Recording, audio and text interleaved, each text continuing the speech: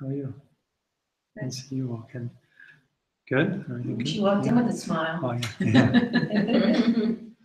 Went to the pool before I came. Dip and take my grandson for a little bit. Nice. You want to start meditation? Meditate.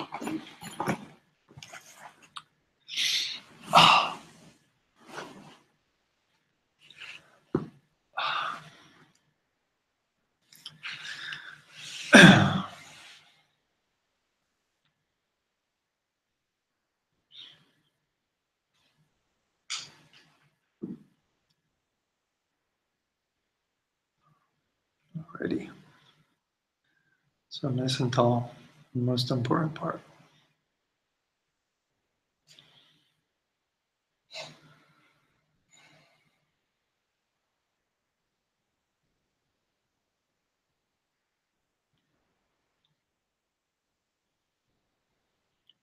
Just open your awareness, take in all the sounds, temperature.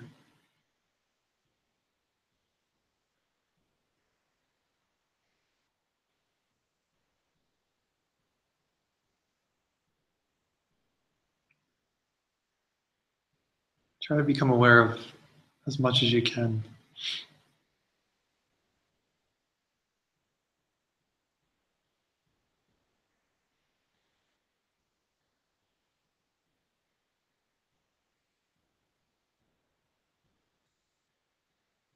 In particular, bring the awareness to the sounds outside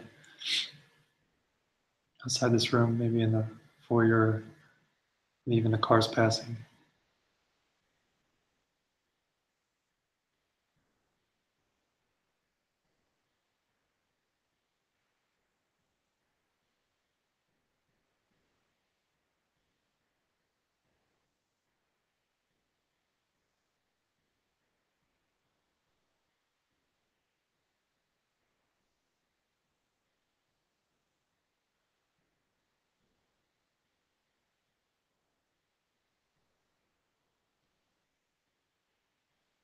Now leave those sounds in the background, so kind of in your peripheral awareness, and bring your focus now to the sounds within this room.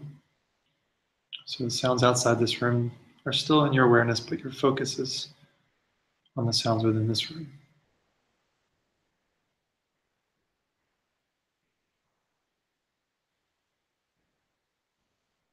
Temperature.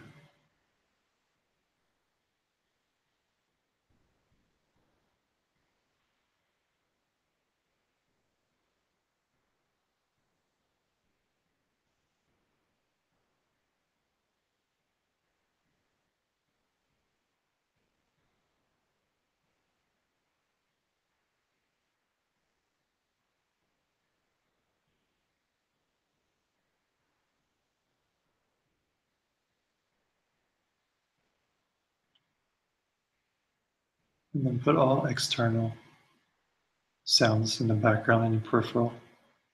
So try to hold them in your peripheral awareness as well. So it's not like you completely abandon them or try to push them away.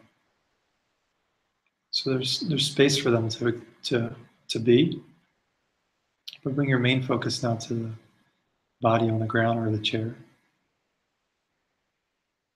And just start to scan the body. Notice how the body's feeling. Contact points of the body on the floor. Hands on the body.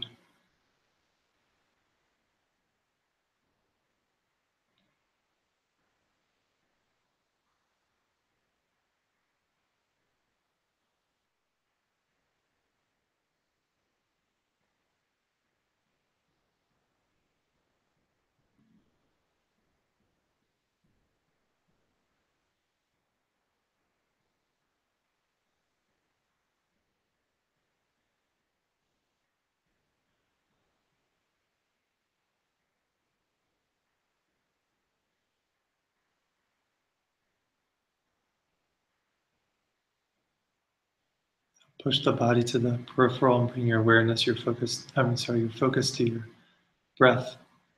Awareness is on the body, on the sounds, just kind of your environment. and your main focus is on breath. Start with big movements, chest, belly.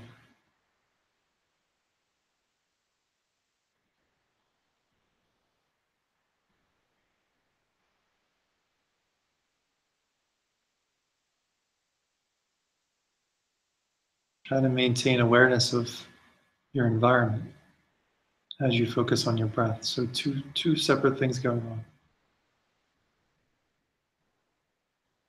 Can you balance the mind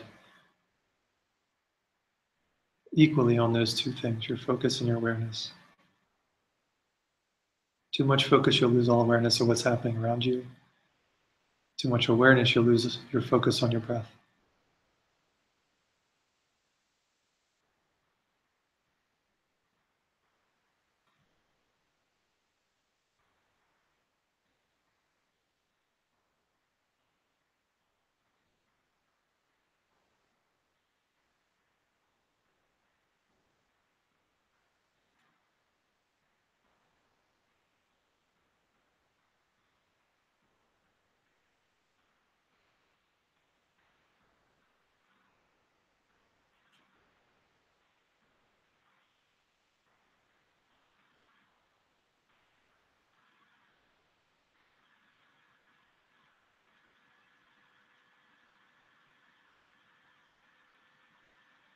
Now refine your focus, bring you to the point of the tip of the nose, bring your focus at the tip of the nose.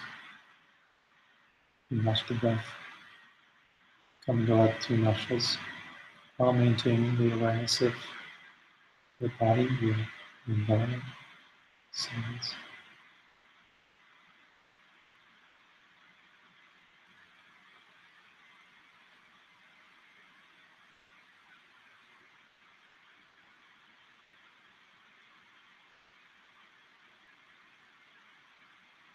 And every time the mind wanders away from the breath, just gently bring it back.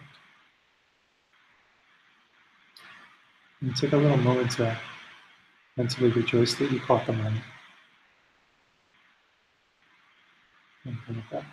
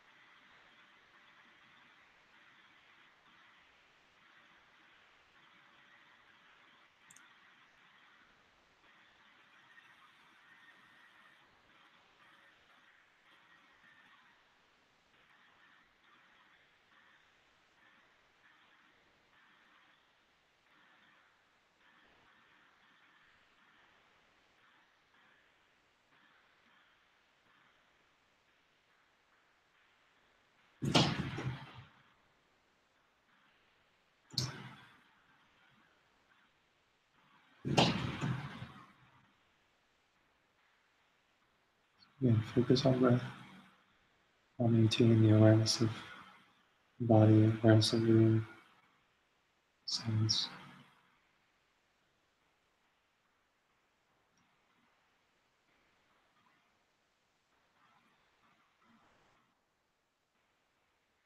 And that awareness, trying to maintain that awareness will help you catch the mind as it wanders.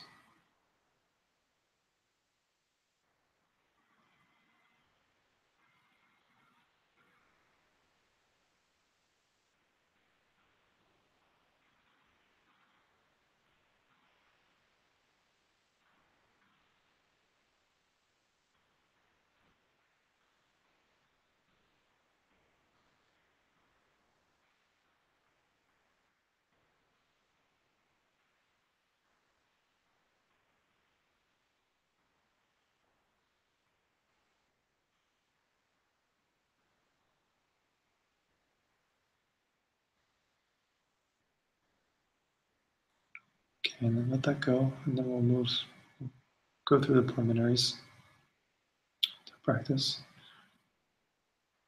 So, first preliminary is going for refuge. So, three parts, three objects to go for refuge to: the Buddha, the Dharma, and the Sangha. So we'll first take the Buddha. And basically, it's the fact that we have potential to become a Buddha ourselves because we're not hardwired suffering. There's nothing about us that's hardwired and fixes suffering. And we can potentially be anything if we create the causes for it. Therefore, we can infinitely perfect our minds and become a being like the Buddha, a Buddha ourselves, an awakened being. So take refuge in the fact that if I am mindful and careful about how I act, that puts causes in place for me to see myself more awakened, more enlightened, eventually to reach a place of a mind of a Buddha, body of a Buddha, out of suffering.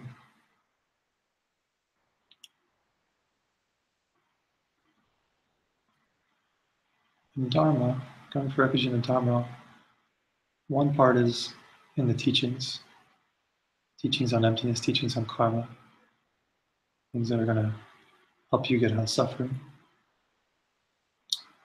But ultimately, the most profound meaning of taking Dharma as a refuge is understanding the pen, understanding the irritating person, and that there are seeds in my mind that are creating my reality for me, my experience in my reality.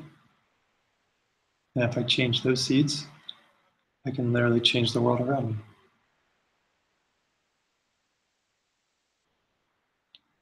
Because those things aren't fixed either. Irritating people aren't coming from them, they're coming from us.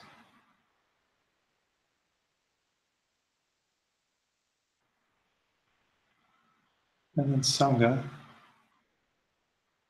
one meaning of Sangha, refuge, is taking refuge in people that have studied, practiced these things, taught these things, the community of people that are studying beside you, using them as a support system. And the deeper meaning is, can you try to see everybody as a potential guide, as a potential teacher, showing you a part of yourself that you need to fix or rejoice in? Because even the good qualities that we see in others are coming from us.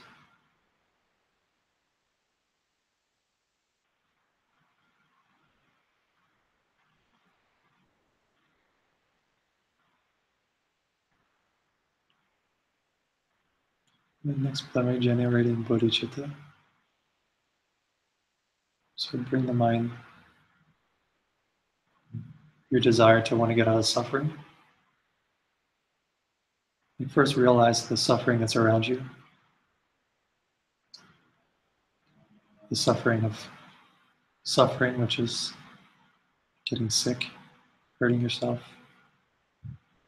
Those kind of outright sufferings, obvious sufferings.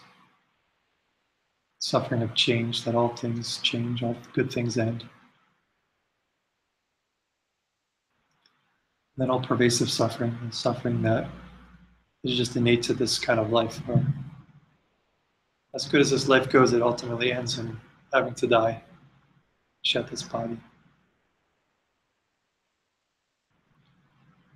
So with that awareness and that strong sense in that there's something wrong with this hand we've been dealt, desire and motivation to want to get out.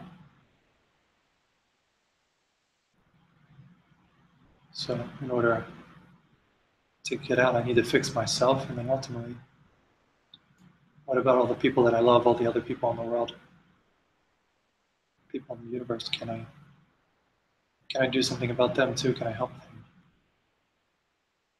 So bodhicitta is the wish to want to get yourself out of suffering so you can help all other beings. So if all other beings is too much to wrap your head around, start with the people close to you, your family, people you love, your children, your grandchildren, partners, friends.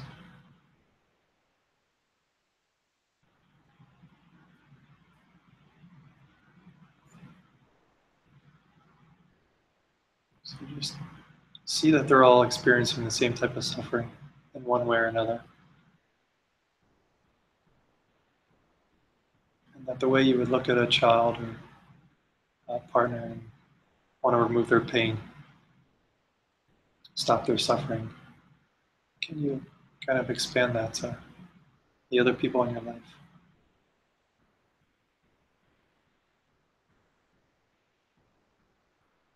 And then try to make the motivation in your heart to do something about it. In order to do something about it, I gotta first fix myself.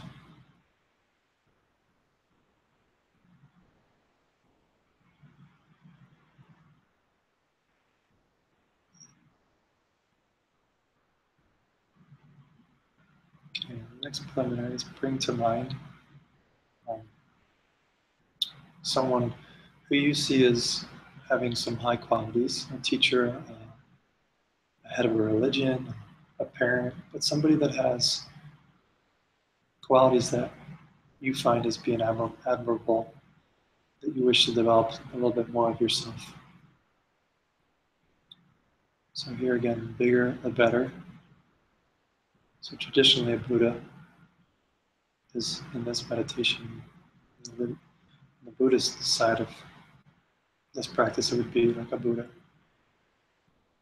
because they perfected themselves, peace, free from suffering. But find somebody for you that you aspire to be more like, and just ask them to come sit here with you. It doesn't have to be a Buddha, a Jesus, a Teresa, Gandhi.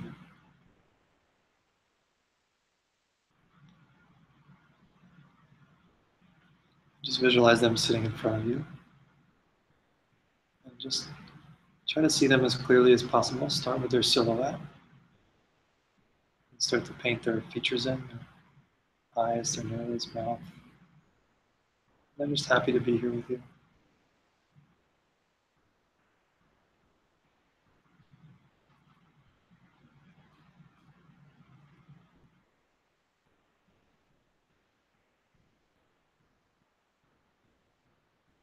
And then just get an idea of what the qualities that you see that in them that are idealistic, what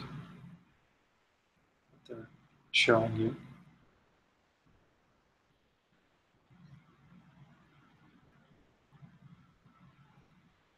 Maybe a mind that's undisturbed by anger or desire. You just always seem content, happy, very patient.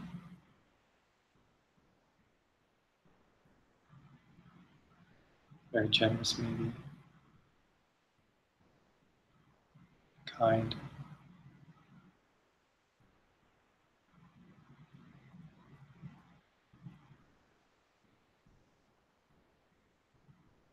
Just appreciate those good qualities.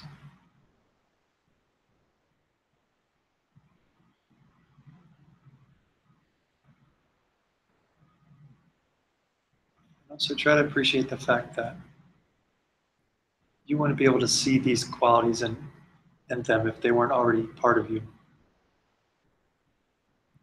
These are already qualities in us. We're visualizing here, just bringing this person to mind, these qualities in mind, so they're already part of us. Just try to appreciate that. These are already part of who we are.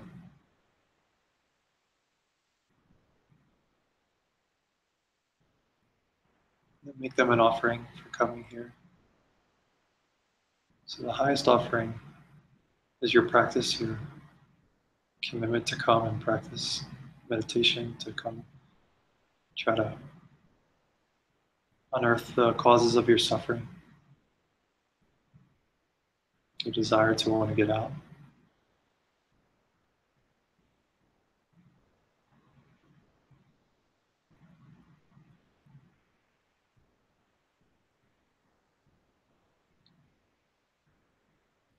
And then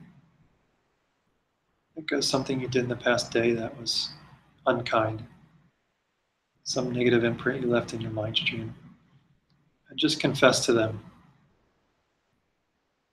Like, admit that you did it. Recognize that you did it.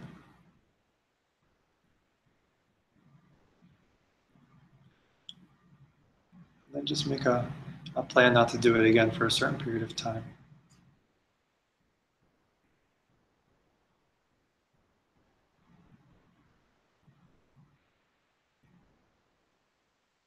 So this purification, trying to purify the negative seeds in our minds.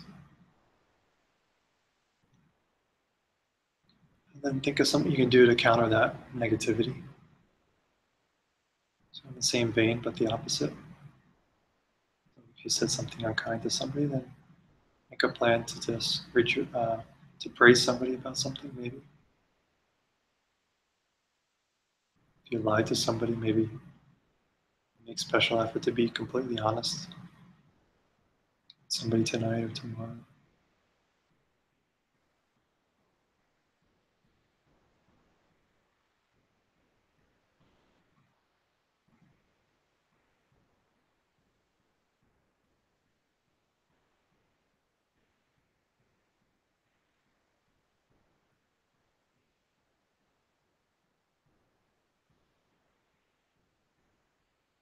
And finally, rejoice. So think of something you did kind, some kindness you did to somebody, with somebody. Just think of maybe the past few things that you did that were selfless in some way, however small. And just find the best one. And just try to feel happy about it.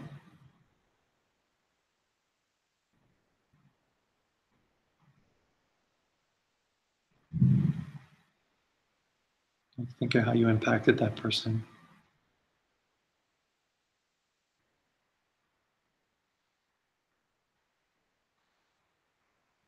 How they felt, how you felt.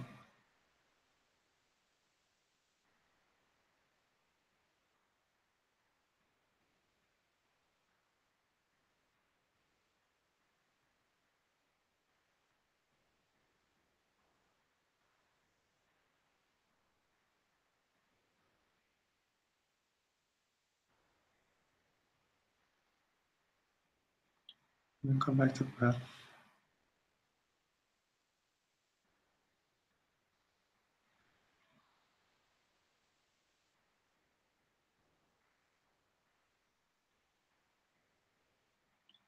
Just bring your focus back to your breath, the tip of the nose.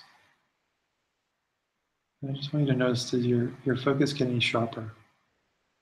Is your mind settled anymore after going through the preliminaries?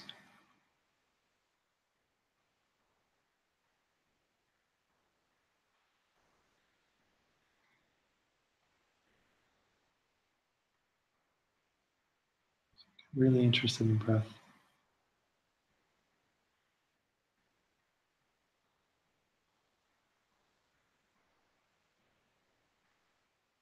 Just take 3 deep breaths,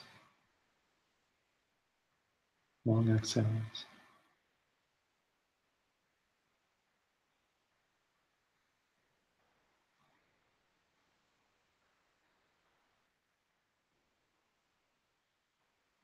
And then open your eyes, come out. Stretch. Oh.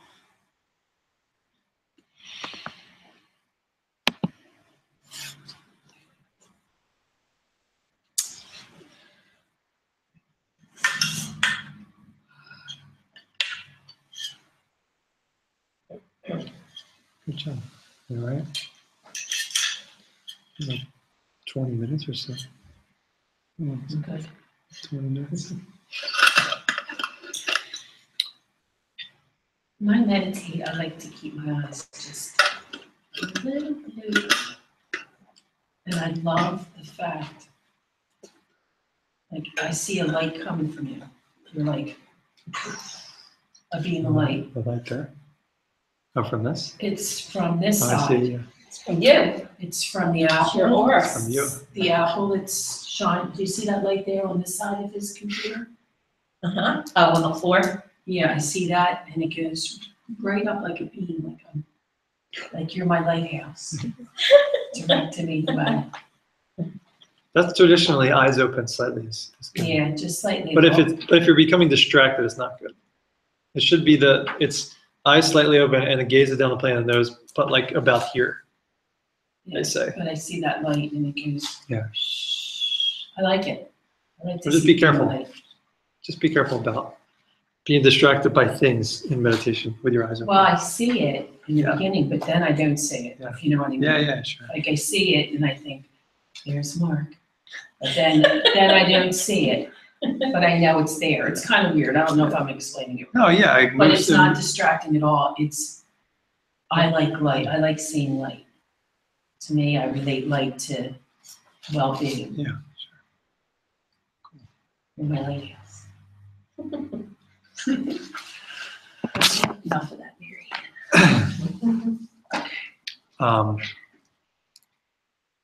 Anybody have any questions about that meditation? No. We've done That that. was a nice We've done- meditation. we've done I a enjoyed few- that. We've done that a few times now. Yeah, even more familiar with it. Did someone come back in or did they leave? I heard the door a couple times. Is there someone out there now or no? No. Anybody? Okay. I guess Darian was leaving. Come back in. Maybe Roxy stopped by. I went to a Buddhist temple when I was in Hawaii. He did? They had a woman there, this older woman, who had been married to one of the big, I don't know if it was a Rinpoche or something, and she was like this holy woman Mm. that was there. Yeah. Yeah, it was pretty cool. Was she teaching or? Yeah, but you know, the funny thing is, I can't remember what she said. Oh, But they had, I know what it was. Again, it was a teaching on Tara. Hmm. It's like that, yeah. like the second, Yeah, the someone's- second You're one. being directed towards that, Yeah, I obviously. guess so. So then they said they had these Tara dancers, you know, they danced to this thing. So my sister and I got invited to this beautiful home overlooking the ocean. It was an incredible home. And they had these, I have to say, it was weird. Yeah. It was The weird. dance was weird? Oh, yeah. What do you mean weird? No. They were all dressed in white and they were just like, not really dancing, they were like just like moving and they were saying, it was like these, actually to me felt silly songs. Hmm. They weren't like beautiful, you know, mantras or anything like that. Mhm. It was strange, but the An people were very, experience. the people were very nice though. Yeah. People were nice, That's though. cool.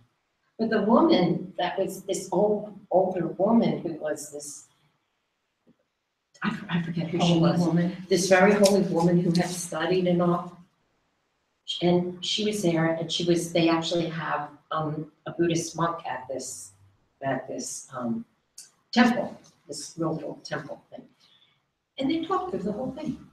The monk dance. The dance. Oh, It was- And while the dance is going on, they're Yeah. talking between themselves. Yeah, Tibetan or whatever it is Okay. they talk. It was funny. is there a lot of people there? A few? No, No. Mhm. And there's just one monk and one monk they have there, and they said they're very fortunate And lives to there. have a monk Oh, cool. there. That's cool. And he was the, you know, the orange and the road. Theravadian, I think. Hmm. Theravadian, like from Thailand or. But he was like, you know how they wear the different color robes, Mhm. you said? Mhm. And he had like. the- Orange and the rope, right? Hmm? Like orange and a rope. Did he have like a rope around the waist? Is it a rope? Or no? No, he had the. Not like the Dalai Lama, right? Different. No, yeah. Oh, what like the Dalai Lama? Yeah. Like the red and then the saffron, kind of orangey. Now, okay. No.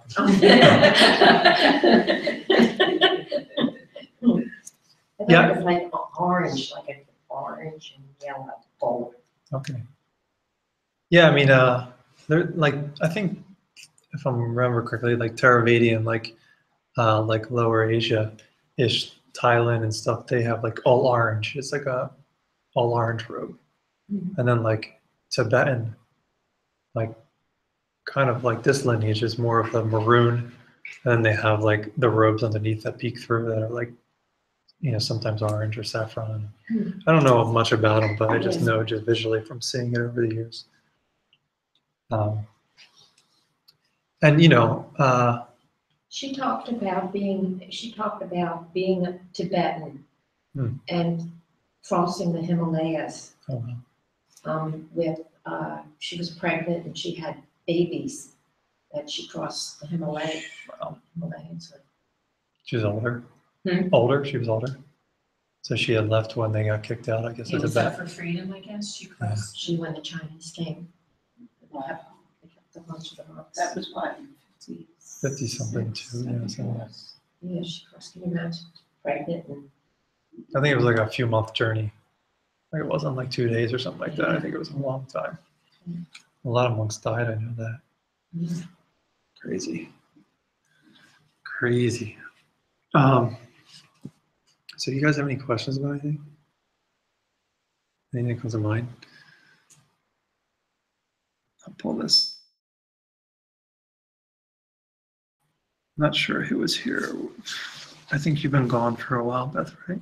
yeah, we go through a lot. So, But I've listened. Okay. To them. yeah, maybe we can kind of just get through the rest of this class and then be done it. Let's see. This is where we stopped. Yeah, so just a quick Can review. you put the record over? It's on the pipe. Yeah. That's fine, but the other wording was coming across the pipe. That's great, thank you. Is that big enough for you? It's fine for me. Yeah, it's kind of, thank you. Everyone got their glasses?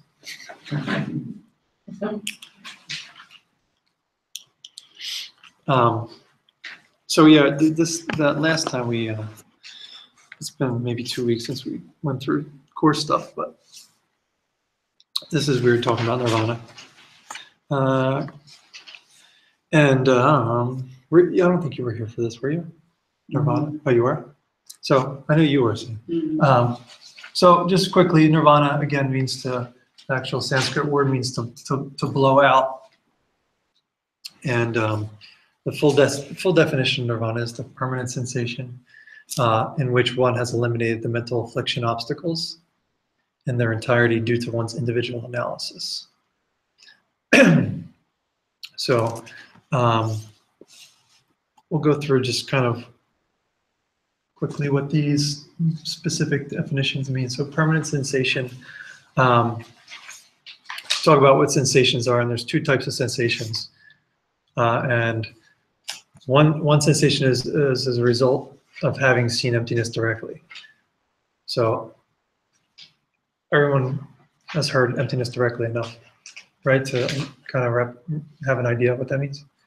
You, Marianne? I don't know if you were here for a while. Yeah, this part I don't have. I do Okay. have from 6:15 Nirvana Okay. out to blow out. I don't have anything about. But the I mean, sensations. you remember what seeing Directly. emptiness directly means, and how it's differently than. So intellectually, we can wrap our heads, and we're talking very, in these all these classes and stuff, we're trying to wrap our heads around intellectually about what emptiness means and how that relates to our lives. And the one example is the pen, and how when I hold this thing up. We say, what is this thing? And we all say pen here. And if a dog came in here and I wave in front of the dog comes in and he will try to chew on it, most likely if he's a puppy.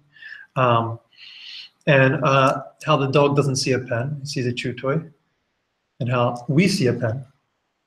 And that when we put this on the ground and the human leaves, we all leave and the dog leaves at that time, which one is it? Right? And this is what all these classes are to get us to this understanding of this idea, because this idea applies to everything. But if we can wrap our heads around with this idea, with this pen, then we'll be more, we can start to use that as a diving board to wrap our heads around other things as well. But so if we're both right, humans and dogs are both right about this object, and we see a pen, dog sees a chew toy. And when we put it on the ground and all parties leave at that time, you would have to say it's neither, right? Or both, potential. You would have to say it's neither at that time. I don't know if you heard this before. Have you heard this before? Yeah, Yes. briefly. I mean, I've heard this probably like 300 times. Yeah, I you know? could probably use Right. hearing it So- sometimes. So when we put this down at that time, when the humans are gone, all the dogs are gone at that time, which is a chew toy or a pen. Do you want me to answer? Is that Yeah, what you're yeah, saying? sure. It's neither at that Yeah, point. right. You had to say neither. Because, right, And if a human comes back in, it's a pen. If a dog comes back in, it's a chew toy. right. If both come back in, it's a chew toy and a pen. There's two different things happening, two different things. And so this thing, when we put it on the ground and no parties are here to perceive it, at that time, that it's neither, that is the feeling of emptiness. It's a lack of something. Emptiness is a lack of something. So the lack of a pen, that is coming from this, because if it's the case that a dog sees a chew toy and I see a pen, or we see a pen, then it has to be something in our minds that are different, right? You know, dog's mind's different than human's mind. And pen can't be coming from this thing then, because a dog doesn't see it as a pen, right? And I don't see this as a chew toy. This is a pen. You know, I can kind of wrap my head around it, I could chew on it, but I truly see it as a pen. But a dog does not see this as a pen. It just, and even like an Eskimo, you know, that from, let's say from the 20th, like, I don't know, 500 years ago, they would see this thing and they wouldn't know this was a pen. They maybe think it was some sort of tool. A So- child would be the same way. Or a child, right? Yeah, Even if, child. like, if the child has not been taught yet. Yeah. they're Right. So the child doesn't perceive this as a pen either. So there's something in the minds of the people perceiving this thing that is different. And if pen was coming from this object, then all parties would have to see it as a pen. And a child, the first moment they open their eyes, they would see a pen, right? And they would know it's a pen. The Eskimo would immediately know this is a pen. A tribesman that you know that's living right now in this world that's never seen a pen, one of these objects would see it as a pen and try to write with it, right? If it was coming from this thing, but we just proved that it's not, because a dog doesn't see it as a pen, nor does a child. So we say that pen is empty, it's blank of having any quality of penness or any quality of chew toyness, and that we're supplying the functionality to this thing, the label to this thing. And then we have a seed that opens in our minds and we project that out here onto this long cylinder, and then we have pen. But pen does not exist for us until that seed in our mind ripens, and it forces us to perceive it that way, right? Make sense? And same with the dog. So emptiness is the lack of a pen. It's the lack of the pen that you think is out here. There is no pen out here coming from its own side, right? If you can wrap your head around the idea that pen is coming from my mind, now let's just imagine I can get rid of pen in my mind, right? Imagine you can just dissolve that idea of pen, that seed pen. Then what's left out here? Like Cylinder. yeah, but there is no pen. It's a lack of, right? There's a lack of cylinder. there's a lack of pen. Yeah, the next level down you can say, yeah, cylinder, you know. But just staying on the level of pen, you know, if you dissolve that seed for pen, is there pen for you without that seed, you know? You have to say no. So you dissolve that. If you remove that, the lack of so this thing has a lack of a penness from its own side. This is empty of being a pen from its own side. So this is potential, and the potential is basically emptiness. It's equally available to be a chew toy, a tool, you know, maybe a pacifier for a baby, or a real dangerous one maybe. So emptiness. To wrap your head around that when we put this on the table and all parties leave, that at that time it's neither. It's blank. It's available. It's neutral. It's empty. Empty is the word that we're using here. We're doing that intellectually, like we're working on that intellectually. And you gotta kind of use your logic to get behind, okay, I can understand how this is available. And there's something in my mind that's different than a dog's mind. And then if I change what's in here, then this would have to change, right? Because there is no penness coming from this object. So that's all intellectual, but in deep state of meditation, you can have a direct experience of that directly, where you see that truth non-conceptually, like you're not using your conceptual thought at that time, and you have a direct experience of that. And it's like, they say it's like water poured into water, where your consciousness gets poured into, just imagine water poured into water. You can't separate the water that you just poured into the other water, right? Because it all becomes the same in a sense. So the pinnacle experience of meditation that we're trying to obtain is to see this truth directly, that in fact, pen has always been a seed coming from my mind that I throw out here onto these shapes and colors, or this cylinder. So there's certain types of sensations that you get as a result of having seen emptiness directly, which means basically that there's certain things that you will stop believing, a cessation is like a stopping, a stopping forever. So there's certain things that you'll stop believing once you have a direct perception of emptiness. This is one type of cessation. And just one of them is a belief in a pen that was coming from this thing, right? The way that we see this right now is that it's coming this way, right? It all seems like pen, this is coming at us. But we use our intellect to understand that, okay, dog doesn't see pen, child doesn't see pen, Eskimo doesn't see pen. They all see something different. So what does that say about this thing? It can't be a pen from its own side.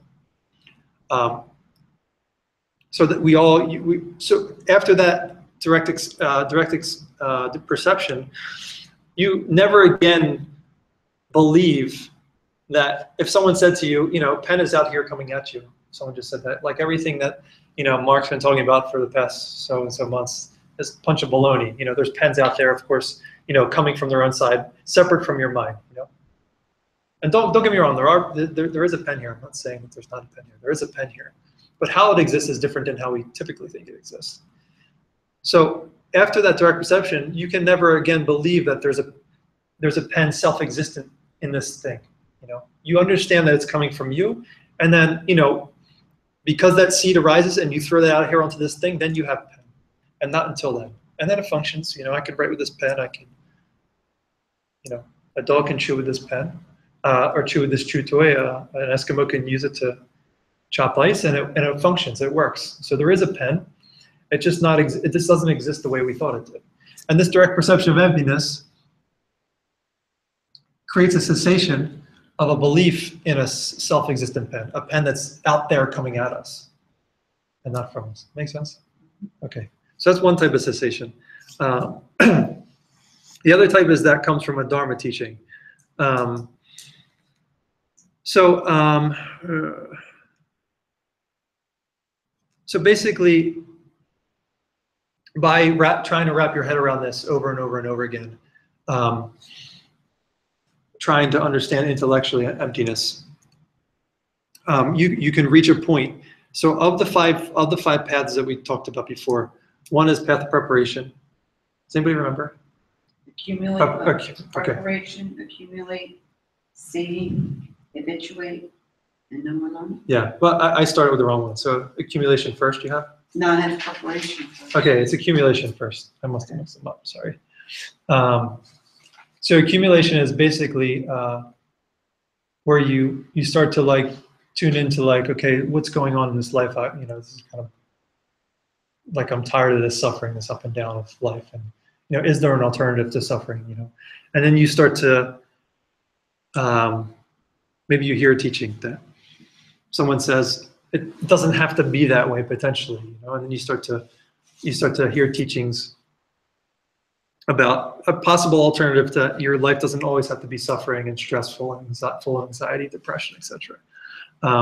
So that's accumulation, where you're starting to accumulate the merit to start to receive more teachings, and really more teachings on wisdom, which is more teachings on emptiness. So you're starting to accumulate the good karma, the good merit, and then that's what puts you on the second path. Is as you accumulate, then you start getting teachings of the pen over and over again, and different teachings on emptiness, which is the path of preparation, which is preparing you to have this direct perception of emptiness. That's what path 3 is the path of seeing. Preparation is preparing you to have that experience. And let me show you something really quick. You know what I took it to? And I guess it's because my daughter's pregnant. I thought about a baby. You know, when a baby's born and it lays in its crib, all it has is instinct. Mhm. So, you know, something, it starts to cry. It's just this thing there, and it reacts to stuff, and it's the interaction that comes from somebody else that is starting the teaching method of how that baby's going to learn. Right. So that's kind of how I took it to myself. It's as if I'm taking myself all the way back to that baby state within myself and realizing that there's just these reactions. Right. And I don't necessarily know why they are reactions, but then the thoughts start coming through from everything that I've learned throughout the years. So it's like, okay, go back to the baby state and now re-nurture and teach that baby within myself how to grow again.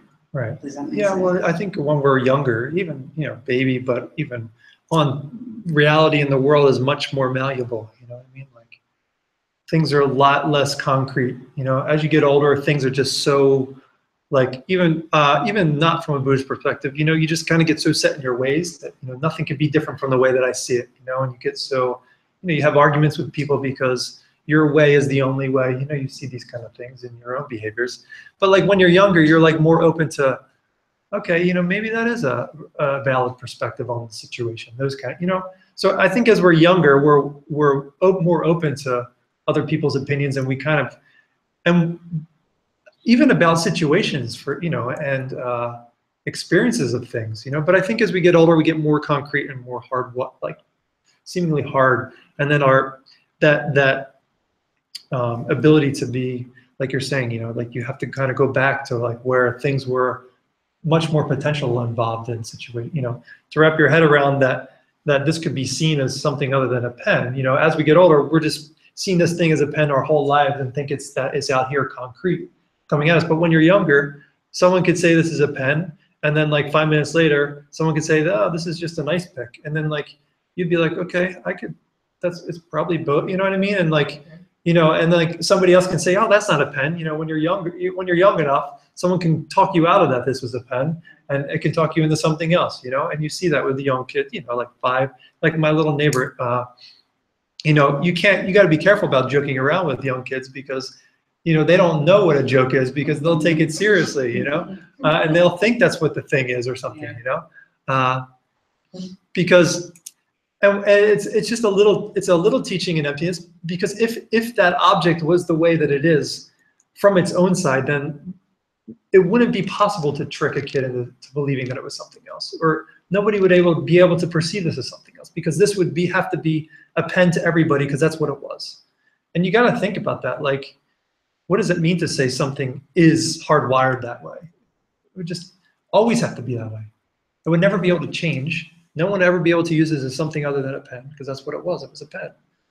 So, yeah, I mean, that's cool. I like, you know, children are they're much more prone to understanding these teachings, I think, if they were taught younger, you know, because their mind is much less, it's like concrete that was just poured, you know, it's not set yet. You know, you could still start to shift it. You know, the older you get, the more, you know, you start to think things are hardwired and fixed. And, you know, as you know, you see older people that just become so hardwired in their beliefs and their views that, you know, you try to tell them anything that's separate from their idea about something, and they'll shoot you over it, you know. I have a 91-year-old mother.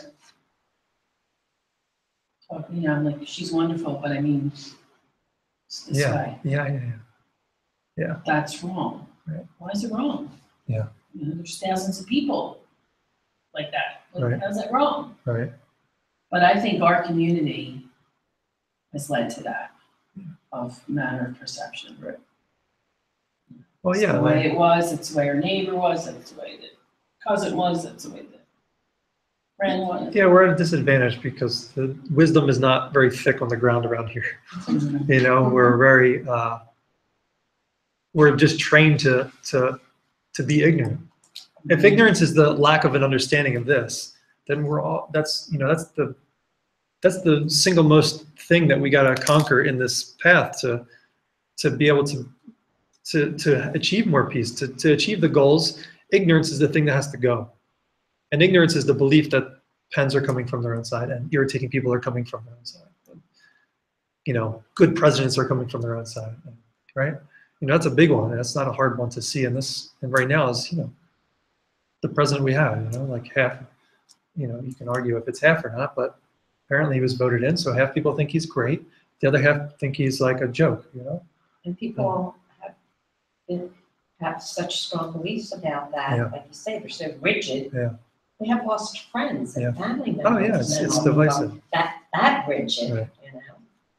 Where Now- a little kid would be, Yeah, you right. know? Yeah, right. So, you know, the thing is, you know, he's neutral from his own side. He's blank.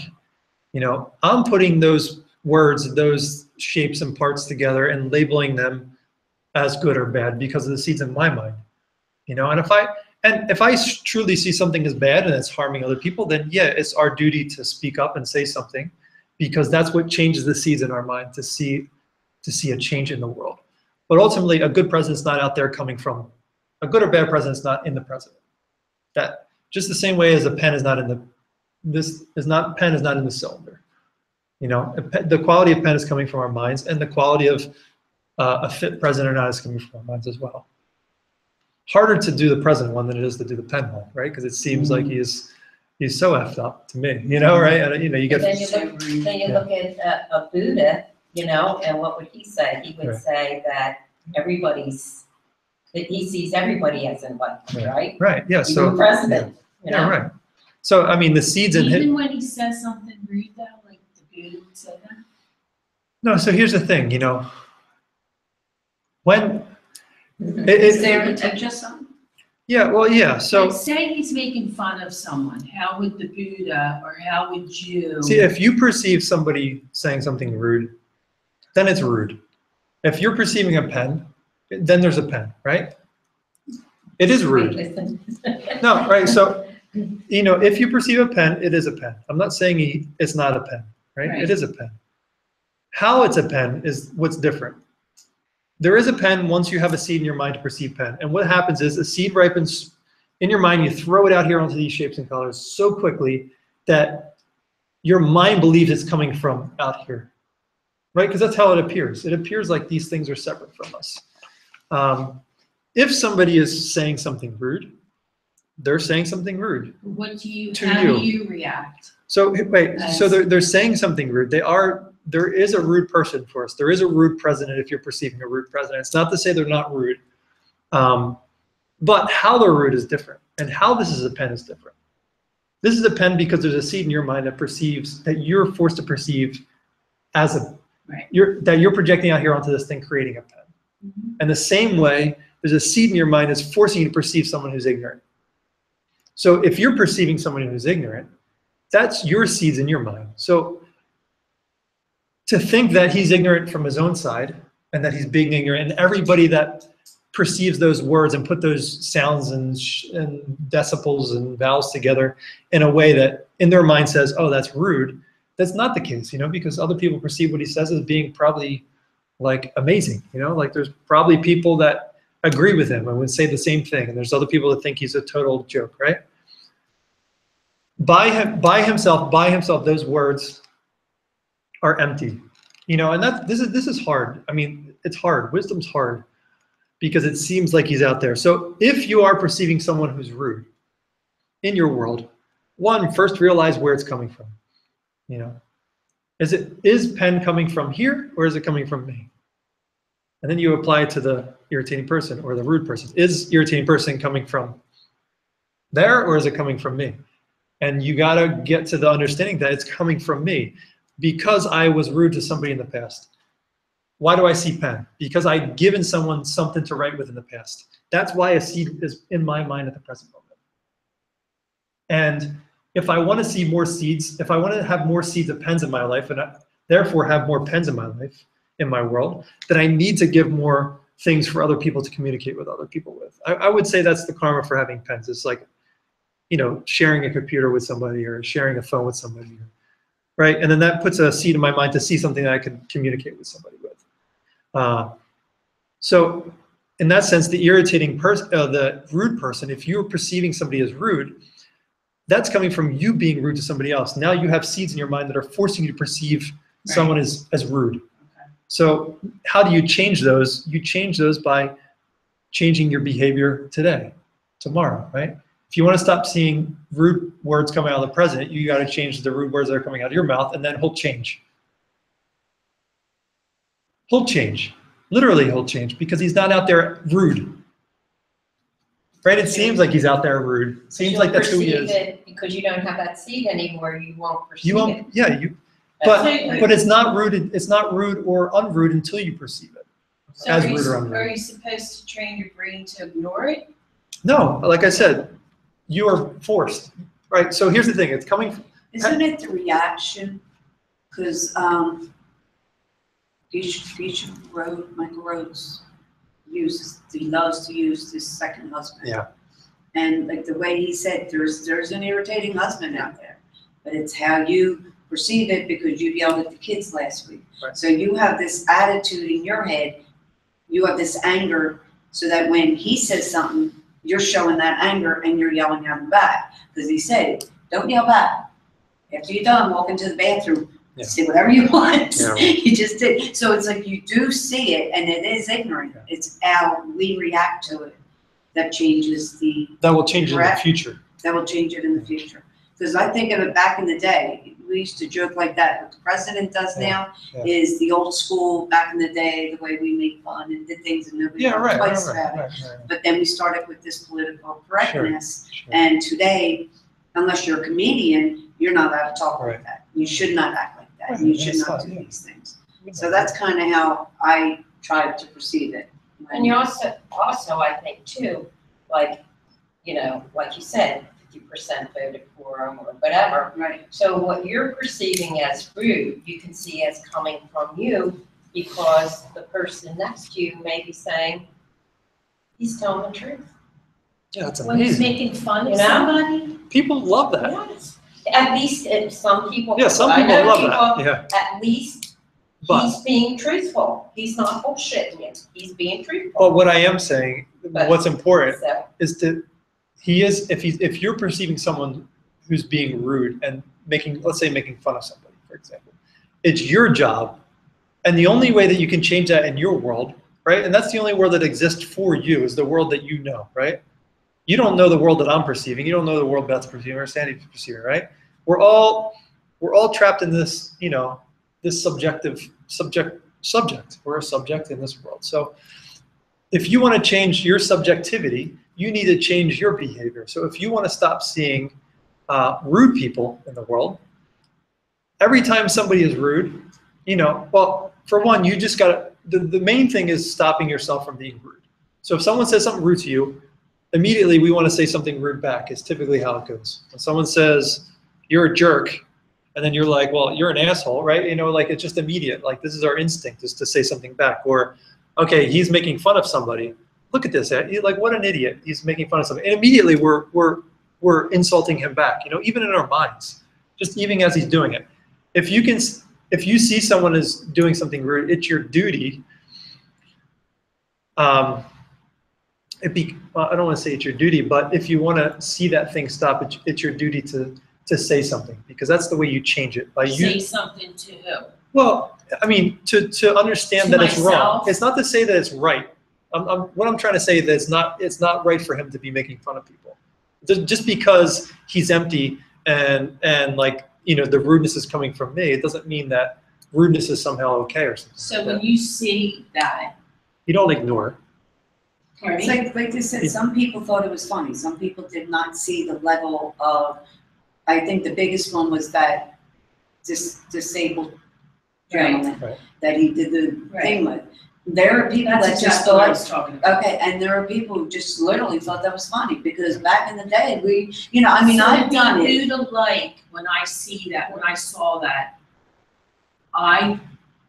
when I saw that, I thought, oh, that's awful, I can't believe he just did that. Right. I can't believe he just did that on national TV. So if I wanna be Buddha-like, how should I react to So that? Buddha-like is, and the most wise thing you can do is reflect upon, is it coming from him or is it coming from me? There's seeds rising in my mind right now that I'm being forced to see somebody as mimicking somebody with handicap. And it has to be coming, if it's coming from me, then there has to be something that I did to put it in here, right? If it's out there and he's choosing to do that because that's who he is and that's part of his being, then forget about it. You can't do anything about it, and suffering's inevitable, right? And in Buddhism, it's saying the way that we typically see things is wrong. And if it's wrong, and we can prove that it's wrong, then and if it's coming from me, then I can change it. So if I don't want to see that kind of thing in the future, it's coming because I had to have made fun of somebody in the past. So reflecting upon that when you see something like that, okay, I see somebody making fun of someone right now on national television, a president of the United States, right? How crazy is that? So for me, it's like, okay, where in my life am I like making fun of other people, just even maybe very subtly, like in my behavior? Because if I didn't have those seeds in my mind to perceive that, I literally would not perceive him making fun of another person. And could it even be like from past lives too? Yeah, sure. But I would say a majority of the things we suffer from are from habits in this life, And karma grows is very important, is that very small seeds grow into huge things. So one small, unkind thought towards somebody of like, okay, like somebody with a disability and they maybe do something unkind to you or something and it just irritates you and maybe your mind goes to like some sort of mental making fun of them in some way. Or even for a split second, you're like, that's crazy, I would, don't go there, right? Even just the subtle, that puts a little imprint in your mind, that imprint will grow. And then we'll create, somebody saying something really unkind to people, outrageously unkind, as a president, as somebody as big as the president saying something like that in public television, right? So small things come from big things. So it's not like we're out there making fun of people like that, I hope, we're all here, I doubt it, right? But in small ways, for me, if understanding these things, and if I'm honest, I have to, in small ways, do that in some small ways to people around me, or have done it in the past at least, Maybe it's not something I see and to be honest, it's not something I see very often, people making fun of people. Maybe back in high school, you used to see it a lot, right? Yeah. Because you also had that habit of doing it, right? Like it was a habit of your own, so you were constantly putting seeds in your mind to like see other people do it, like, and maybe, the bullying thing, and you were bullied and then you would bully other, so it's like this terrible cycle. But as you get older, I think it's really stopping the habits that create that type of behavior. So we all have seeds for these type of things, even from past lives, but sometimes it's hard to wrap your head around past lives if you don't believe in past lives. But eventually, I think most of it comes from, you don't have to look very far, maybe in the past 10 years, had I ever done something that kind of like made somebody else feel uncomfortable about who they were? I think it can come even down to that. Have I ever like made a comment to somebody that made them uncomfortable in their skin, And then that would create a seed in your mind to see somebody, mock somebody like that. Well, how about also when you see like the president or anybody making fun of somebody and you're like horrified and you say to yourself, you are an ass. Yeah. Then you're putting that seed, you're putting a seed in your mind still. Right. So that's the human behavior, is that we perpetuate that cycle over and over and over again. Yeah. So the best thing to do and the most Buddha-like thing to do would be, okay, I'm seeing someone do something right now that I don't like and I don't find pleasant. What the hell did I do? And, what was the last thing that I did that was unkind to somebody else in the same kind of manner? And how can I make sure that I don't do that ever again? Ideally ever again. And then you do that, then that will, for one, stop putting the tomato. If you don't want to grow tomatoes, stop putting goddamn tomato seeds in the ground, and then they won't grow. And then what you can do to start cleaning up, like, okay, so you have all these weeds in your garden, right? And these weeds are like, making fun of people or, not being very mindful of maybe your speech in the past and you made other people uncomfortable. So now you have these weeds popping up. If you want to like clean the weeds out, you can start countering those things. So I have a problem with seeing people mock other people in the world right now, right? So I can go out of my way to be more mindful about making people feel more comfortable with themselves, more comfortable with who they are, right? Praising other people for who they are. Those kind of behaviors will start to counter that. And then that changes what you're putting in here. And then those seeds, those, ideally the goal is we have countless negative shit in the mind to be like totally a mess forever, right? Like according to past lives, if there is past lives, we've been Donald Trump countless times. We've been Hitler countless times. We've been like terrible people countless times, and we've been amazing people countless times. So they say we have seeds in the mind for everything. It's all in here already. What the objective here is to get enough good ones in the queue, because these seeds are just kind of going off like in a queue at like the airport, like the runway. And as long as you can keep getting the good ones in front of the bad ones, then you won't have to experience those negative seeds that are still in the mind stream, which we have plenty of. Understanding emptiness, working on understanding emptiness, getting to a point where it becomes like just part of your being, and not even to the level of direct perception, just you start to become somewhat obsessed with it. That understanding goes back to all those negative seeds that you have stored in your consciousness and takes like a blowtorch to them and destroys the potential. They no longer have potential to ripen in your mind stream ever again, if you reach a certain place in your practice of understanding. So understanding is the most powerful thing you can do for your negative past life stuff even. Even in this life, we have plenty of shit. So get all the good ones in the queue. Don't ever let these ones keep butting in line. And if you see negative things going on, you just got to be like, okay, what's my plan of attack to remove that from my world? Can my actions somehow influence what I'm seeing out there? According to this idea, they can, because you're creating the outside world in that sense, right? You're creating pen for you, and dog is creating chew toy for him. Does that make sense? Does that make sense? So am I right in saying it's not my place to judge him or tell him he's wrong? I should counter it by doing something better. No, you do judge, but understand where it's coming from. The negative thing that you're perceiving out there, the pen that you're perceiving out here, right? Understand where it's coming from. There is a pen here. I can use this pen, but the pen is coming from me, literally. I'm perceiving this as a pen. There's something in my mind that's forcing me to perceive this that way, because I have given pens to other people in the past, period. So if I want to see more pens, I keep perpetuating that. I see someone that's being terrible on television. Judge it. There is an irritating person. That's terrible. I don't like that. I don't want to see that in my world any longer. So I need to look inward. This practice is all about looking inward. You can no longer blame anybody else for anything.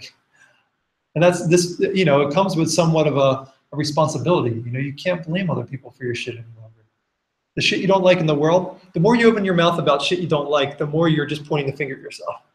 In a Buddhist community, the more you see someone complaining about somebody or some other things in their life, it's just like, you're just talking about your own shit, right? Because if you're perceiving all this crap in the world that you don't like, fix it. It's your problem. You put it there. And isn't that, because I gotta be honest, first time I saw him do that thing, I didn't realize there was somebody out in the audience that he was reacting to, I guess. And yeah, I remember, we used to act goofy and be that kind of stuff. But so when I found out, that's when it changed, because at first I thought it was funny. Yeah. And then, so now as we're even talking now, I'm seeing that I, at one time, would have been going around with my friends saying, yeah, did you see the president go do that? Until I realized he did it to an actor. It was an actor, which made me realize, you were doing that. So, like that, and all of a sudden, it's like, okay, you got it. I mean, I've done that a long time ago, but that's all. No, I think we all done that. We've all done it. And there's half of the United States right now supports that. You know, it seems like, you know, you see those people laughing at him while he was doing, you know what I mean? It's not like, And This I is- think that's reaction. Yeah. We just, somebody Sure. does something, we've not really Yeah, not put thinking about it, together yeah. what he Right. did until Right. afterwards. Because if you, he's never done it again, so I Yeah. think he did get the message. yeah, Because I hopefully. have not ever seen him do that behavior since. Right, so then. what That's changed? always- So what happened was a seed burnt, once a seed ripens in your mind, it burns up and it can never grow again. So you burn up that seed to see someone makes fun of someone else. So make sure you don't put other ones in the queue. There's probably a ton more in the, you know, in your consciousness, in the subconscious that are there. You could probably see lifetimes of people making fun of other people. But you can thwart that you can stop that process by, okay, I'm going to make sure, very intentionally make sure that I go out of my way making sure not to make other people feel uncomfortable about who they are. And then that will change the world for you, because then you won't perceive that in the world any longer. And it won't be in the world any longer. Because that's, to perceive a pen is for a pen to exist for you. You know, it's not like, you know, it doesn't exist or something, or the pen, you know, the pen that you're projecting out here is pen for you. It's not like when I put this on the ground and everybody leaves that there's still a pen here. There's not still a pen here, right? That's what our minds want to think, that there's still a pen here when we put this on the ground and we leave. This is the thing we got to combat, because when a dog leaves, when the Eskimo leaves, when all these people leave, at that time it's available, it's blank, it's empty, right? There is no pen there. And when everybody leaves, Donald Trump's, you know, like there is no Donald Trump out there on his own by himself, self-existently. You know, when I perceive a Donald Trump, then there's a Donald Trump. When I perceive a pen, then there's a pen. So if I change the thing that's in here, then I can literally change my reality. So that's the whole game. And that's all this is all about. And like, you know, talking about this to probably the day I died, trying to understand it myself, you know, it's hard. Because we have countless lifetimes of thinking ignorantly. This is why I wanted to bring this up. You ever see this, anybody? That maybe? No. This is like just a Tibetan, like they use it in ceremonies in Tibetan Buddhism. It's a Vajra, which is diamond. So this is actually what it's modeled after is a double diamond. Apparently diamonds grow sometimes together. Two of them will grow together, and this is what they'll look like. But it's symbolic for the 5 paths. So basically, this is kind of what I brought this up for, was from here to like here, this point here, it's basically, this is like from beginningless time to you get on the path of accumulation, right? It's like infinite. All the way, just imagine it's like infinite. You have all this infinite time until you get on the path of accumulation. Then you're on the path of accumulation, and then you hit this peak, and then you start getting on the path of preparation, which is this, it starts drawing towards the center of this diamond. You get to the diamond, this is the path of seeing, direct perception emptiness. It's only 20 minutes long-ish. It's taking you countless lifetimes to get to this 20-minute experience, which then flops you over to this path of habituation, and then path of no more learning, infinite. So this is like symbolic of the path, which we have countless lifetimes of creating crap, which is basically this whole, up until this point, you're just stuck in this cycle of suffering, you know, and you've been here forever.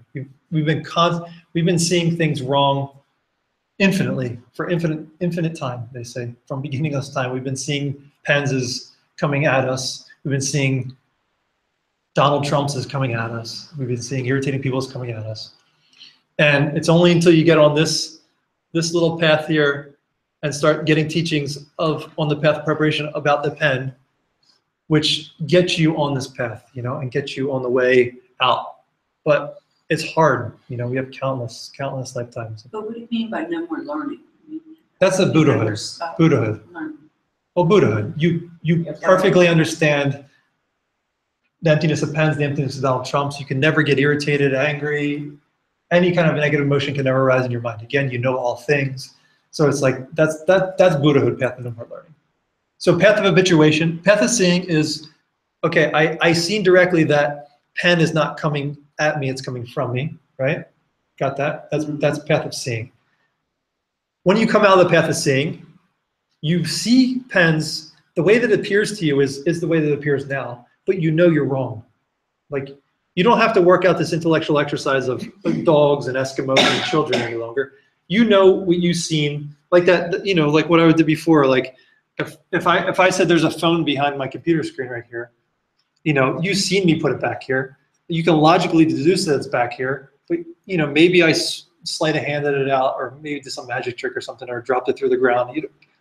Realistically, you don't know because you can't see it right now. But if I move this down, I show you I show it to you, and I bring it back, and you didn't see me move it all, then you know it's there, and no one can tell you it's not there, right? It's kind of just part of you at that point. You know, no one can talk you out of it. So path of seeing is you've seen the truth of reality, that things are coming from our behavior, that our behavior creates seeds in the mind to create our reality for us. So, And that's where habituate comes in. so then when you come out of the path of seeing, then you start habituating to what you've seen. So you're like, oh, okay. Basically teaching yourself Here- and strengthening your. Yeah, you're your using resolve. your understanding of emptiness to change your world slowly, because you still see things wrongly. Visually, you still see things wrongly. You see things as coming at you. You see Donald Trump as coming at you, mocking other people, but you know the way that you're perceiving it and the way that it truly exists are in conflict. You know that in a very Because what's more important is the fact that I'm seeing it that way is from something I've done, which Right. now I'm going to be thinking about that something I did, right. and which makes me now feel bad, which now I say, okay, now how do I Yeah, perfect. switch that around and make it better, Yeah. and do good things to bring some good karma and Right. make it all go away. Perfect. So yeah, but because of what you've seen in that 20-minute experience here, path of seeing, it's like someone could say, oh, what you're doing is a bunch of bullying. You're like, no one can ever tell you differently. You're like, forget it. You know, like, okay, fine. Tell me whatever you want, but I know exactly what I have to do to clean up my life, clean up my world. And then when you perfect that process, that's when you become a Buddha, and you remove all the obstacles to seeing things as self-existent. So a Buddha sees, at the same time, a Buddha sees things as they appear to us right now, as coming from the things, and they see the emptiness of things in the same moment. So if we can go back then to the incident with the way that he acted. Yeah. Forgetting that there was actually a person involved that he was saying it about. If he had just done that action for no reason, would that have been wrong? Would you have seen it? Would we have seen it? Well, yeah, I mean, I Oh my think- gosh, or would it have been, that was funny. I Because didn't. he just acted like an idiot, you know what I'm saying? I mean, that's what it, when you do What that, that's you're just that, saying, if there's no person, he wasn't mimicking he something. wasn't mimicking Well, he something. was in but some you way. No, are. but I'm saying, he, Yeah. that's what I'm saying, though, Yeah, but in this incident, there was literally right there, because Yeah. I found that out later, right there, somebody he was doing it to. Right. But even But- if somebody wasn't there, If you somebody wasn't there, understand the movement, what it Right. meant. well, So it's and that's what I said, that there was a time I would just kind of laugh and said that was looking at me exactly like See- an idiot, and not thought anything more of it. It was actually, which again, it could have been a Buddha thing to teach us, because it did, it taught Yeah, me right. something, because it's like, okay, he's not just because, comedians do that all the time. Yeah. Or if I'm out messing with the kids, I'll be Yeah. doing stuff like that. No, ill Yeah, yeah, sure. intention. Mhm. You're supplying it the idea that It's he's a- criticizing just- somebody with a disability. Right, Yeah. but now it's got me like, Maybe he's just doing a crazy arm movement. right. Maybe his intention was just to do a crazy arm movement. You don't know. I don't know. You But know? that- Like he was having a spasm. Like, Yeah. yeah, Yeah. but we know that was intentional, and that's what I'm Right. saying, so here's these levels, and that's what I had to think about. So when I'm messing with my grandkids or something, and I'll sit there and, do these stupid things, now I kind of get scared, because like, am I doing something bad, do they understand that I'm just Yeah. messing around, or now, are they gonna see somebody and remember my mom acting like that? What's That's your- where it took me, you know what I'm Yeah. saying, so. Right, you didn't want to leave an impression with them. that Yeah, you were- but I also don't want to be a big stickler who doesn't No, do yeah, any. it's your intention, If your intention is to Okay, make someone okay, that's what I smile, want. your intention is to make someone smile, then, I would say probably Intention. making fun of Yes. like handicapped people is one thing, but you can make similar actions and, it doesn't have to mean you're mimicking someone who's handicapped, You could just be like being silly to some, you know? And that's, I Yeah, guess, my yeah. point is when I first saw it, Yeah. that's what I first Yeah. thought. I didn't, and once then I Yeah. saw the whole story. If you're not you know, it's the criticism along with it, the action that is the Right. problem. Right. Because it's criticizing somebody that has that problem. Okay. And the thing that makes it wrong is not because someone says it wrong or right. It's because by you seeing yourself criticize someone, that puts an imprint in your mind for you seeing other people criticize you or all around you. That's I the think cause. these are the things that, like, you know, when I do this, and like, I really think this is a great example because of that actual action itself, is where, for me, is where sometimes I wonder what kind of a path I'm leading myself on, because there's so many things to question, the good and bad, or, Yeah. you know what I'm saying? Intention's But I everything. think your Intention's everything. intentions Yeah. is a good word. That's like It's 90% of my a new word. karma. It's gonna be my word. Intention. Yeah, intention's gonna be my word for the week. I mean, yeah, intention's like Where's your intention? 90%. Yes, yes. You know, because you can have a pure intention and So- somebody find it as unkind, you know? Yeah. But your intentions, you know, you weren't trying to hurt the person, but they took it as hurting. So Right. was it a negative karma? You would say, well, your intention was to help them, but they perceived it as hurting, right? So maybe you got like a little small percentage of a negative karma, but most of it was pure intention, so that's a good karma. But I know not to do it. Yeah, right, yeah, you Yeah, want I to, know, if you did that same thing Yeah. again, Yeah. knowing Yeah. that it hurt them, then it would be a negative karma at that point. Yeah. Sorry, it's 10 after if you all have to stop. Can I ask I'm you more one than happy to question? stay. Yeah, Yeah. sure. Before I forget this, so if we were booed alike and Trump was on TV mimicking someone and we were booed alike, we wouldn't see his intention as being cruel. A Buddha wouldn't perceive, you see, you have to, if I perfect if what we're saying is that the world that I'm perceiving is coming from my actions in the past, right? If the only way for me to perceive someone making fun of somebody else is I have to have seeds I in, have trouble with that. I know it's hard. Yeah, Because I'll tell you what, I was super, super sensitive. I never make fun of Okay. anybody. So for me to see him mimicking somebody with disabilities, when I grew up with my younger cousin with disabilities, I was super sensitive. I never made fun of people. Yeah. So yeah, so it's karma grows. It's important. Very small things.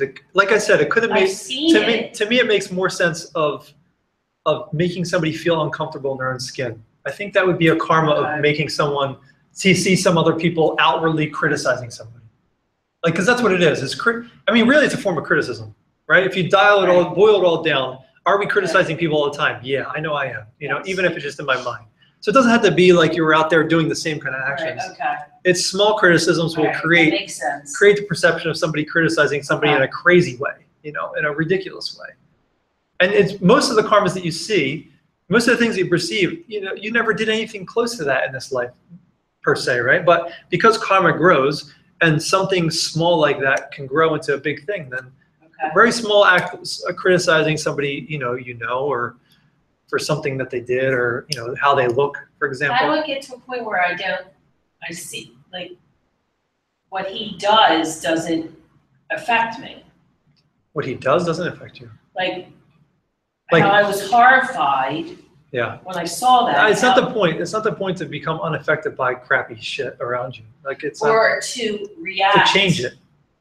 React better, I should say. See, the thing is, you can change it. That's the point here. It's not to just become a lump on a log and like, okay, well, that's coming from me, and I guess I got to change my action, right? It's not to just like, it's like it's an active participation, you know? If you don't want to see that kind of thing in the world, you change it. Just by talking to other people, if anybody brings it up, you would just like, that was wrong. Well, it doesn't even have to be associated with, Something like it doesn't even have to be associated with that. It can be something to just watch where you're criticizing other people. And then you won't see other people criticize other people, you know? For me, it's hard not to criticize people because we're always distinguishing, okay, that person's different from me in small ways, you know, his work is much worse than mine and I do a better job. You know, like all these small criticisms that we have are just part of our society, that it's just so human nature to criticize other people because we feel like other people are different and we're always trying to compare, etc. it's all based on ignorance. So as long as we're stuck in that cycle, then we're going to perceive people criticizing other people. So if I want to stop seeing criticism in the world, I can't just expect me to tell everybody to stop criticizing other people while I'm criticizing other people constantly. You know what I mean? It's got to be, I got to stop. And if I change that, if I see myself stop criticizing mindfully, then literally, it's the cue. You no longer will have those criticizing airplanes ready to take off. You know, but Isn't that true? That because then people just don't, when they don't see it coming from you, when they don't see you doing it. Because I know this has happened with some things in my life, they just seem to stop doing it around you. what do you mean? Like, well, okay, cursing. Yeah. Like, you know, I do not like my kids cursing around. Right. And they were like kind of getting a little bit out of hand with it. Yeah. And I just like kind of just, you know, I don't like that. I don't like that. And I try not to do it in front of them. Right. And then I noticed that it seemed as, you know, the more I stopped, Sure. the more they started Right. to stop. Right. So on that level, it seems to, Gets catchy. it might seem to us like, okay, they're catching on to what I'm doing, right? Yes. Wisdom would say, I am changing the seeds in my mind, and I am no longer seeing people curse and say harsh words around me because I'm being more mindful of my harsh words. And that's what'll happen.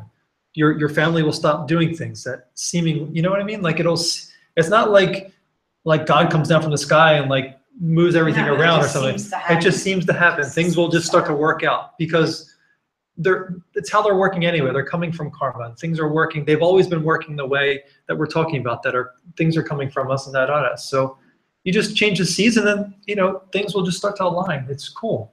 You don't have to stress about it. You just change your habits. You don't have to stress about Donald Trump. You just change what you don't like about him and yourself. And then he'll change or he'll get impeached or whatever, you know. But, you know, honestly, if you change what's in you, you know, or you might like him. Maybe he has a change of heart and he says, oh, healthcare for everybody. You know what I mean? It's potential. It's possible. So, but understand, you know, it's hard, but understand the pen, you know, and how that applies to, see, it's easy to stay with pen if it's a struggle. And then just know that if you can prove this to yourself, that also applies to everything else, you know. Easy for pen. There's nothing really at stake here, you know. Your healthcare isn't at stake when trying to understand that, you know, all these other things. But you know, when you know those bigger things, it's hard, you know. It's really, really hard. And like again, you have like this is like infinite time to get to this path here, this like path that's leading towards the path of seeing. So up until that point, it's been, you know, eons of seeing things wrongly, even in this life, you know. Just think about in time, you know, like we've been here, for 2 months talking about these things, 3 months, maybe more than that, however many months, let's say a year. And, you know, however old you are, you had that many years of not thinking that way. So it's going to take some time to start like stabbing it into your brain, really. You know, you got to hear it over and over again. That's what I said, I'm just like a baby in this class. I mean, no, I'm a baby too. You know, it's hard. This stuff's hard. And that's what meditation's for, is like if you're just hearing it once a week, it's going to be harder. But if you're meditating on it every day or a few times, you know, a week, ideally every day, then it's, you know, it's fresh in your mind every day. So when you see Donald Trump do something on the TV, you're not trying to remember what I said last week or what we were talking about last week, and you're like, I just thought about that this morning, and oh yeah, I'm not going to criticize him back right now, you know, because criticism is what perpetuates criticism in the world. And I think, you know, when you see Donald Trump doing something stupid, by saying it's stupid, you're criticizing him back, like you said, right? Which is perpetuating that, you know, that cycle of criticism. The best thing is to stop yourself, you know, and think, okay, I am perceiving this in my world because of my past actions, and I can't blame him. But thank you for showing me what I need to fix. That's the, you know, that's the highest. That's the Buddha. Thank you for teaching me what I need to clean about myself. And thank you, Donald Trump. I love you. Thank you. And I'll clean my world up, you know, and I'll get rid of you. Because I hate you. No, it should be like, because I hate you, I love you. Like, thank you for doing this. I love you so much. Yeah. And I can't wait to get rid of you. So thank you. But thank you for showering me. Yeah, right. It's exactly what it is, you know. You know, you use the things that you're seeing around you and using wisdom, use them to motivate you to clean your life up. And because I hate you, I'm gonna I'm going to love you. Really is what it is. So because I don't want to see you any longer, I'm going to be kind to you. You know, and that way I change you. You know, whether that means getting rid of you out of my life or you become a friend or, you know.